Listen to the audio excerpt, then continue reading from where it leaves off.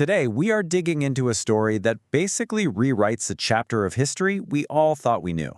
We're going to a pretty remote corner of Canada to uncover a settlement that completely torpedoes the timeline of when Europeans first set foot in the Americas. You know, it's a question you've probably heard since you were a kid, and for most of us, one name just springs to mind, right? Christopher Columbus, 1492. But what if I told you that was off by almost 500 years? What if the first Europeans to actually build a settlement in the New World were someone else entirely? So, yeah, forget 1492 for a minute. The year that really matters for our story today is 1021. And this isn't some guess or a legend from an old book. Thanks to some absolutely incredible science, this is the exact confirmed year we know that Norse Vikings were living and working on the North American continent. Okay, so how do we know this for sure? Well, the evidence isn't just in some ancient text, it's literally in the ground, at an archaeological site on the northernmost tip of Newfoundland, Canada, a place called aux Meadows. If you were to go visit aux Meadows today, this is pretty much what you'd see. It's this beautiful windswept coast with these gentle grassy bumps. It might not look like much, but these mounds are actually the collapsed remains of ancient buildings that hold one of the biggest secrets in the history of human exploration. And this is what archaeologists have been able to piece together. I mean, look at this. Beneath those quiet little mounds lay the foundations of a bustling base camp, a strategic outpost right on the edge of a new world. You can see the workshops, the longhouses, and boats pulled right up on shore for repair. The evidence they found is just overwhelming. Excavations uncovered 8 different buildings, all made of sod and timber exactly like the ones you'd find in Greenland and Iceland from that same time. They found a smithy with a forge for making iron tools, a workshop for woodworking, and even a spot with worn-out rivets, which is a dead giveaway for boat repair.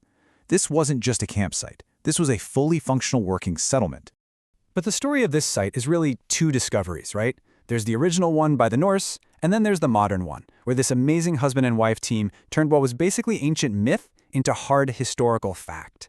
For centuries, people had heard these Icelandic sagas, these epic stories that told tales of a place called Vinland, a land full of meadows and resources way out west of Greenland. But for most historians, Vinland was, more folklore than actual geography. Maps like this one were seen as really tantalizing, but ultimately they were just legends. Then along come Norwegian explorer Helge Ingstad and his wife, an archaeologist named Stine Ingstad, and they took the sagas seriously. They had this theory that Vinland didn't mean wineland, like for grapes, but actually meant land of meadows. So they followed these clues, and eventually a local resident showed them those strange grassy mounds we saw earlier. And this timeline just shows you the incredible journey from that first little tip-off to undeniable proof. The excavations in the 60s confirmed it was Norse. By 78, the whole world recognized its importance. But the real game changer? That came just recently, in 2021. Scientists analyzed tree rings from wooden artifacts and, get this, they used a massive solar storm from the year 993 AD as a cosmic reference point. And from that, they proved the trees were cut down in exactly the year 1021. How cool is that? So we know when they were there with pinpoint accuracy.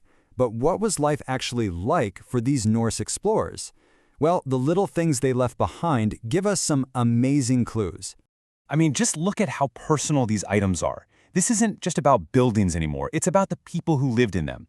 You've got a bronze pin for a cloak, a bone needle, a tool for sharpening blades, and this is crucial, butternuts. Butternuts don't grow in Newfoundland. The only way they got there is if these people were using this site as a home base to explore even further south. And here's a really important point. Items like a spindle whorl, which was used for spinning yarn, well, those were tools used by women in Norse culture. So this one simple artifact tells us something huge. This wasn't just some outpost of male warriors. It was a community. It had men and women. Peeking inside this recreation really gives you a feel for their world, doesn't it? It's dark, it's smoky, but it's functional. You'd have a central fire for warmth and cooking, with benches all around for sleeping and working. This was home, thousands of miles from Norway. So the big question is, why didn't they stay? All the evidence points to aux Meadows not being a permanent colony. For one, no burial sites have ever been found. It seems it was a short-term base camp. Maybe the distance from home was just too great, the supply lines too long. Or, as the sagas themselves hint, maybe conflicts with the local indigenous peoples made a long-term settlement just too dangerous. So you can see how the discovery of this one small settlement on the very tip of Newfoundland had this absolutely enormous impact. It forced everyone to fundamentally rewrite the timeline of world exploration. And that's a key word there, undisputed. While there have been other clues and theories, aux Meadows is the only confirmed solid-as-a-rock proof of a Norse settlement in the Americas south of Greenland. It is the one place we can definitively point to and say, they were here. And really, this is the ultimate takeaway. This site gives us concrete, archaeological proof that Europeans made it to the New World and built a settlement almost half a millennium before the voyages that we all thought changed the world forever. Today, its status as a UNESCO World Heritage Site protects it for all of humanity.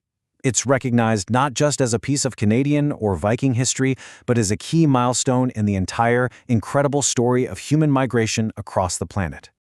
You know, for centuries, aux Meadows was basically hidden in plain sight. Locals often just dismissed it as an old Indian camp.